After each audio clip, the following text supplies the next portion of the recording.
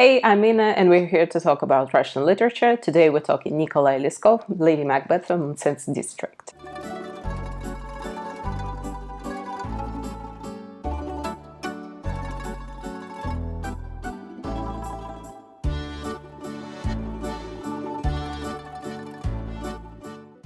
As always, a few words about the author. So Nikolai Leskov was born 1831 in a small village in Orlov district that's around 300 kilometers away from Moscow. His father came from a long line of clergymen, however, he did not follow in the same profession, and through hard work as a civil servant, he managed to get himself a nobleman title. His mother also came from a long line of noblemen, however, they lost all of their fortune during Napoleon War. So the family that Nikolai was born into was noble, although this was not the life of luxury that we're more used to with the noblemen of the 19th century. Nikolai is sent to a gymnasium to get himself educated. However, he only manages a couple of years and leaves. Thus, he remained uneducated. His father got him a job as a scribe in Orlov, but the job is incredibly boring and does not pay well. In 1849, he takes off for Kiev, where he's taken in by his maternal uncle, who's a renowned professor in Kiev at the time. It's thanks to him that he manages to get himself educated, if not formally, just by the virtue of the circles that he is now introduced into, because that's the Kiev intelligentsia. At the time, he also gets a job as a merchant, which allows him to travel a lot and broaden his worldview. He also gets married around the same time to his wife Olga. The marriage is not a happy one by any stretch of imagination, aggravated partially by the death of their firstborn, but also in part due to Olga's mental illness. There is no official diagnosis listed anywhere, however, it is noted that she spent her last years in a psychiatric facility in St. Petersburg, so she was suffering from something that affected her life. By the 1860, the marriage is basically over. Around this time, Leskov starts to get published in various journals. He writes articles for them, predominantly under the pen name of Stepnitsky. In 1861, he decides to move to St. Petersburg. A fateful moment happens for Leskov in 1862. Russia is in the middle of liberalization. The serfdom got abolished the year prior, 1861, so there is a buzz in the air. A series of fires occurs in St. Petersburg that year. A rumor has it that's the revolutionary students that are responsible for the fires.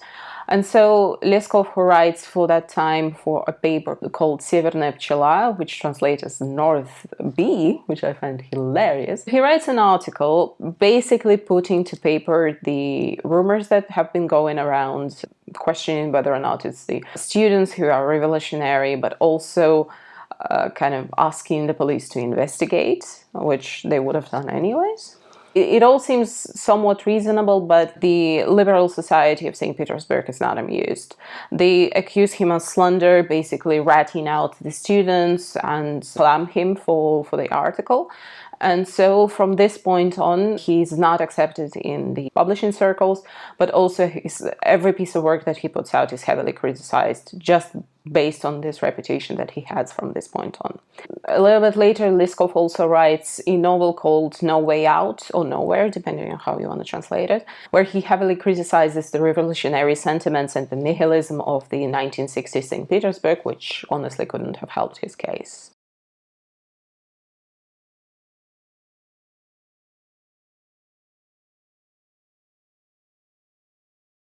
Sometime in the 1960s, he also meets his second common-law wife, called Yekaterina Bubnova, with whom he spends 11 years of marriage. They also have a son together called Alexei, who in later years becomes the biographer for his father, so it's thanks to him we know anything about Leskov. Leskov is an incredibly prolific author. He has only written like 3 novels, but the amount of short stories, articles, any other piece of literature that he's written, it's incredibly massive, and it's not well known. People know only a few of them, but his body of work is immense. A fun fact about him, he was an open vegetarian. He stood against animal cruelty, and thanks to him, the first vegetarian cookbook was published in Russia, actually. Leskov, throughout his life, he suffered from asthma. Unfortunately, in 1895, he dies from severe asthma attack, aged 64. Since I've chosen to speak about Lady MacBeth of Mtsensk district, which is a little bit of a standalone piece of work for him,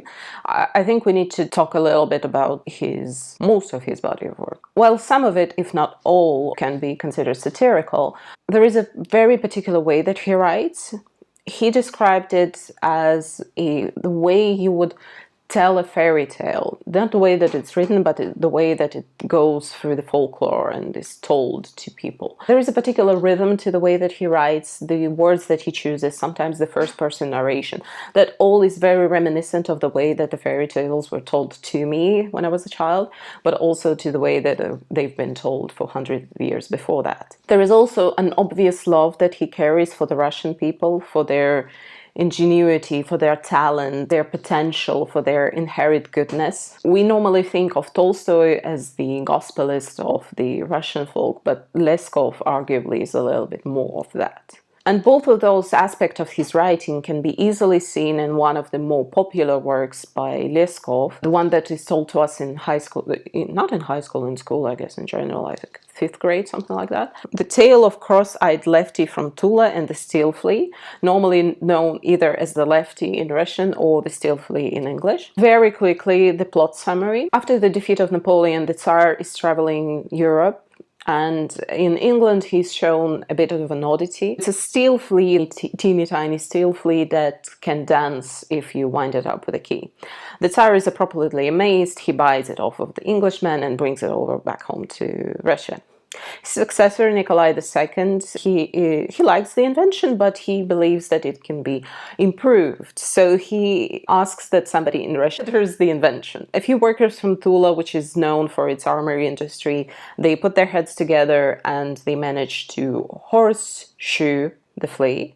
But unfortunately, because of that, it can no longer dance.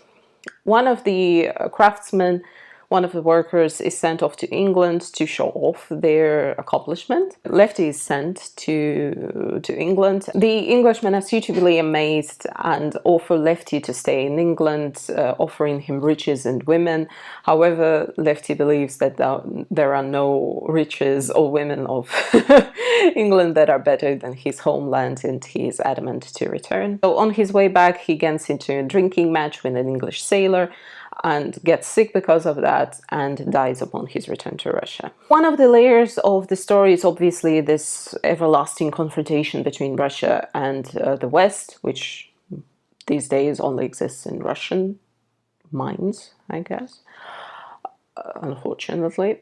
The Lefty is proposed wealth and riches in England, but he declines because apparently he has a family in Russia, and he heavily criticizes English women.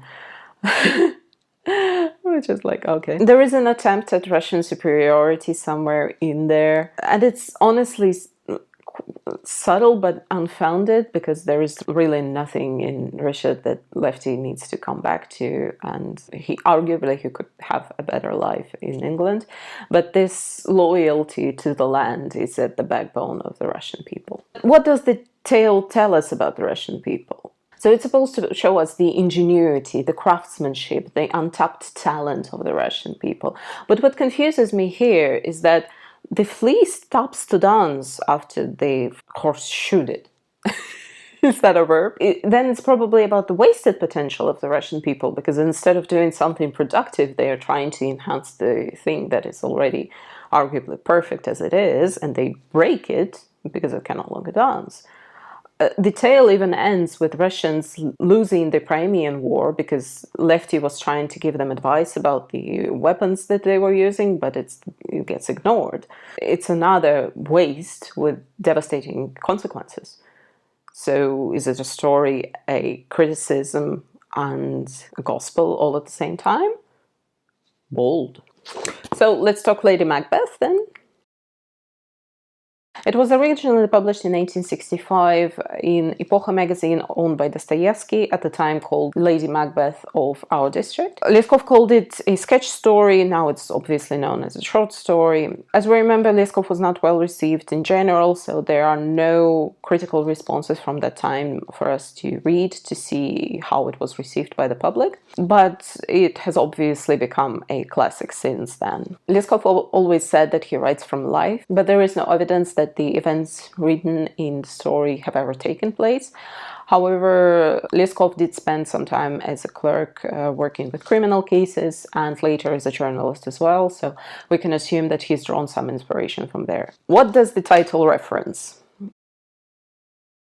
Well, obviously that, but also, less known, it is also a reference to a short story by Turgenev called Hamlet of Shigrovsky District, the story that I've never heard before I've started researching for this video, so that tells you something. Obviously, I'm not going to retell the story of Shakespeare's Macbeth. You can read it at your own leisure if you have not, if not for this video, but for life in general, because it's really good. But let's talk about the Lady Macbeth by Leskov, so spoilers for this story, because there's a lot going on in there. We open to our main character, Katerina. She's a wife of a merchant living in the countryside with her father-in-law and her husband occasionally, and she's bored out of her mind. She's about 23, 24 years old. Her husband is twice her age and is obviously not a love match. He travels a lot for work, so she's stuck in a house in the countryside with her father-in-law and the serving staff. She does not particularly have any interests. She does not read books. She doesn't do knitting or whatever it is that you're supposed to do in the countryside. And she also laments the fact that they don't have children. Apparently, the husband's fault, because his first wife didn't have children either. And so she's just basically saying, hey, at least I would have had something to do had I had a child, but not so much. One day she meets the new steward for the household named Sergei. He already has a little bit of a reputation. Apparently he had an affair with a lady of the house from his previous household. But he appears to be a little bit charming, so Yekaterina is taken in by him. And so through this roguish charm that he has, he manages to worm himself into her chambers and into her bed. So the affair begins, and it goes on for a little while, but does not go unnoticed by the household. The father-in-law one night tells her to basically stop it or he will put an end to it. But he dies the next morning. Apparently he got food poisoning from the mushrooms that he ate, so he passes away. They bury him in the cemetery, and life goes on, and Sergei basically moves into Yekaterina's chambers. They live somewhat happily for a little while, but this ever-looming shadow of the husband who's bound to come back eventually, it's still looming over them, and Katerina always tries to reassure her lover that she's gonna take care of it, not to worry. One night, she's having a nightmare. She dreams of a cat being in bed with them, and the cat randomly carries the face of the father-in-law, and he accuses her of his murder because, well, spoiler alert, she did kill him. She did poison him with the mushrooms or poison, whatever. Katerina wakes up in sweat, but it proves to be a good thing because she hears some noise coming from the outside. That's the husband returning because he's heard of his wife's whereabouts and has come back home to see what she's been up to. Katerina pushes Sergei out onto the balcony, welcomes her husband back in, brings him tea, they have a conversation which turns more agitated as it goes, and so at one point Katerina becomes so enraged that she drags Sergei back into the room and basically admits to the affair. An altercation occurs between herself and Sergei. They manage to subdue the husband and strangle him. It also mentioned in one sentence just randomly that, oh, the poisoned tea was still standing on the table as they were dragging the body out. She was already planning to poison the husband anyways. So they hide the body in the basement, bury it there, and another attempt at happily ever after. But the husband obviously has disappeared. Nobody knows what's happened to him, but they assume that something's gone wrong. Randomly, a child appears that is entitled to part of the inheritance from the husband. The child and the caretaker move into the house. So Sergei is obviously annoyed because he cannot spend the nights anymore with Ekaterina, and also there's this kid that is about to ruin their lives. So he's constantly bugging Katerina, telling her that something needs to be done about the kid. One night, when everybody is in church, between himself and Katerina, they come into the room with the child and they strangle him with a pillow. Unfortunately for them, however, as the people were coming back from the church, somebody's decided to look into the window and saw them committing this murder. It's quite a haunting scene when everybody starts banging on windows and doors and trying to get into the house, and Ekaterina and Sergei are frightened out of their minds. They both get arrested. Somebody finds the husband buried in the basement. They assume that the father-in-law's death was not accidental either. I think both of them admit to the crimes, but when asked, Katerina says she's done all of this for Sergei. They are obviously convicted of murder and sent for hard labor into Siberia. They walk there. Katerina is still very much obsessed with Sergei. She bribes guards to spend nights with him, but he is not so enamored anymore. She's lost her appeal to him, so he switches his attentions to a different female convict that's traveling along with them. He taunts Ekaterina, he tricks her into giving up her possessions for him, which then he gifts to his lover. He's constantly flaunting his new affair to her, and she's incredibly jealous, but also she's still not letting go of hope that he's going to be with her. One day when they're traveling on a ferry across the river, he's once again taunting her, basically, I've never loved you, hey, my new lover is so much better. And she has a little bit of a dissociative episode, I guess. She looks out into the river and sees the faces of her victims, the father-in-law, the husband, the child. She's frightened. She tries to pray but can't find the words. And there is this buzzing here of Sergei mocking her. And so in that moment, she grabs the woman, the rival woman, and throws herself and the woman into the river, killing them both. And that's the end of the story. As I've said before, other Leskov works, they are quite different from this one. This one is one of the kind for him. His other works are more of a fairy tale narrative to them.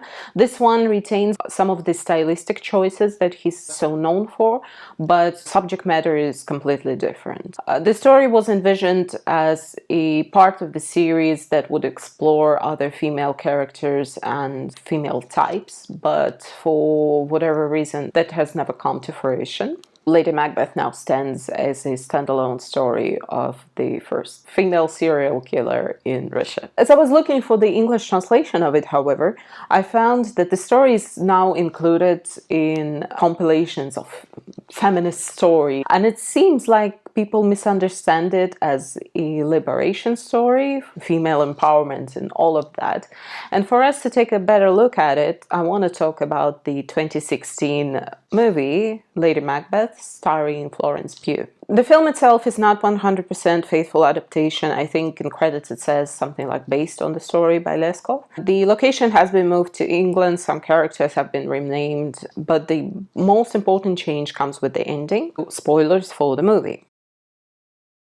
One change that I don't necessarily like comes in the beginning, and that comes in characterization of Sergei / Sebastian, as he's called in the movie. The way that he's described in the book is that he is slimy but charming. He does kind of coerce Katerina into the affair a little bit, but at least in the way that he is characterized in the book, you can see that he's charming enough that an inexperienced girl stuck in the countryside could find him appealing. You can see why she falls for him, at least in the beginning. Movie Sebastian is awful from the get-go.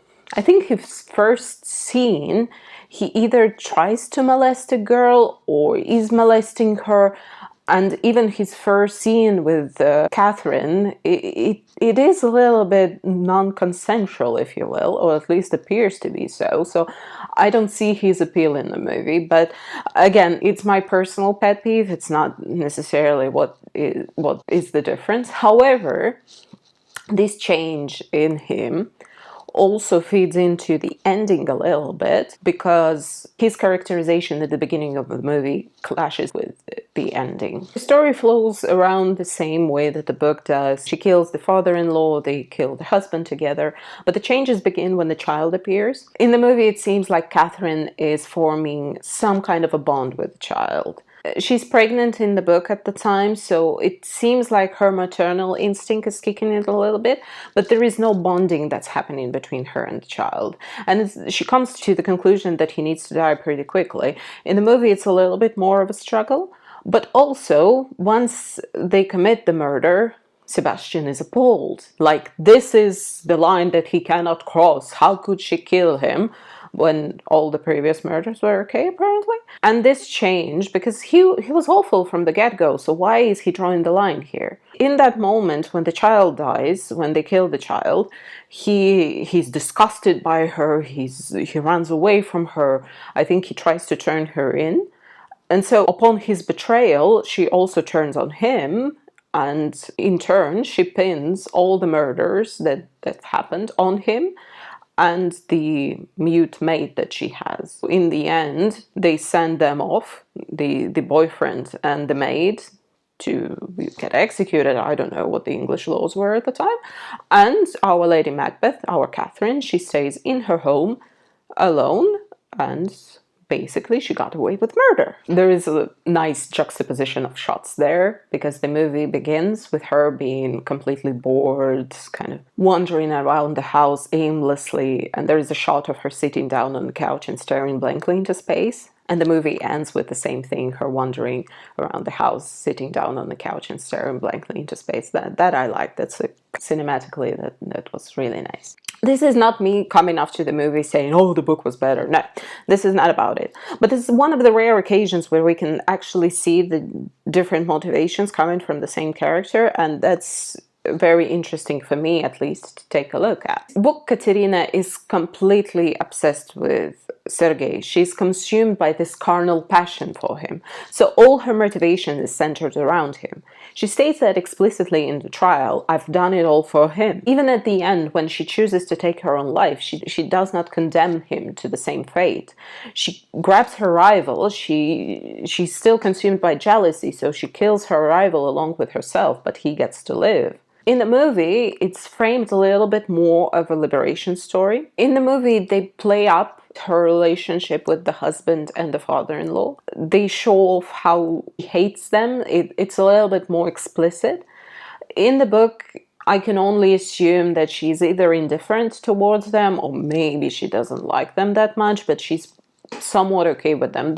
That relationship is not stated, and in here you can actually see that she would have committed the murders had she had the opportunity. Sebastian becomes an instrument towards her freedom, and so when he turns on her, upon his betrayal, she betrays him in turn because she does not need him anymore. He's not faithful to her, so she does not see the reason to be faithful to him, and so she sends him off to his fate, pinning it all on him and betraying him. And when Book Katerina is still very much driven by her love for him till the very end, and are not able to kill him, film version of her is very much self-serving in that moment and perseverance. That's the driving motivation. Book Katerina's motivation is aligned with him.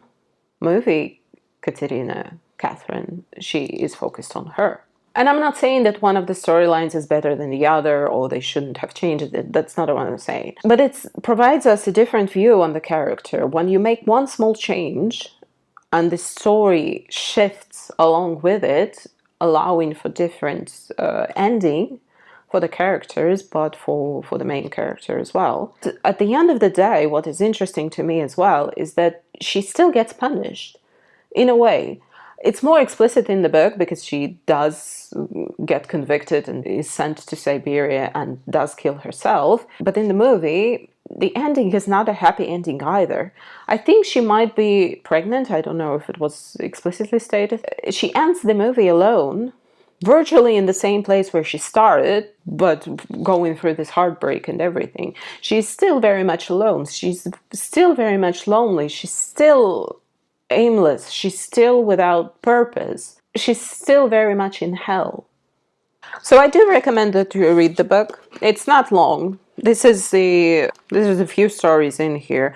I think Lady MacBeth. This is all of Lady MacBeth.